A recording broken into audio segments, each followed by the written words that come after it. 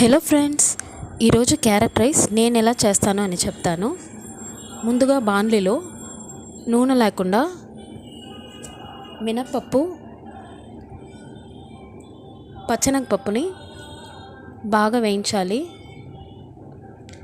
ఇది వేయించిన తర్వాత ఎండుమిర్చి, ధనియాని కూడా వేయించాలి.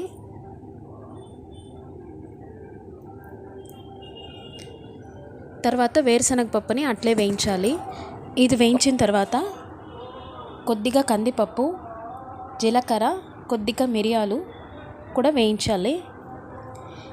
ఇవన్నీ వేయించిన తర్వాత మిక్సీలో వేసి కొంచెం పొడి పొడిగా గ్రైండ్ చేసుకోవాలి.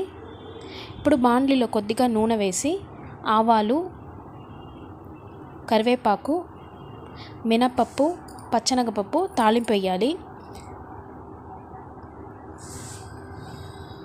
నేను ముందుగా క్యారెట్ని తురిమి పెట్టుకున్నాను. ఇప్పుడు ఆ క్యారెట్ని కూడా దీంట్లో వేసి బాగా కలిపి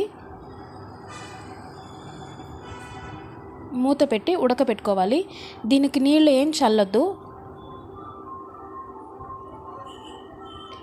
ఇప్పుడు క్యారెట్ ఉడికిన తర్వాత మనం చేసుకున్న మసాలా పొడిని దీంట్లో బాగా కలిపి కొద్దిగా నూనె వేసి కలపాలి.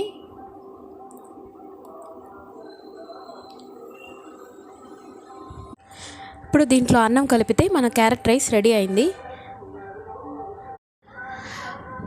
పిల్లలకి లంచ్ బాక్స్ చేసిస్తే తప్పకుండా ఇష్టంగా తింటారు.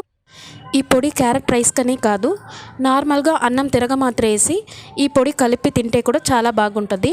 మీరు కూడా ట్రై చేసి ఎలా ఉందని నాకు కమెంట్ చేయండి. మీకు తెలిసిన వాళ్ళకి కూడా ఈ వీడియో షేర్ చేయండి.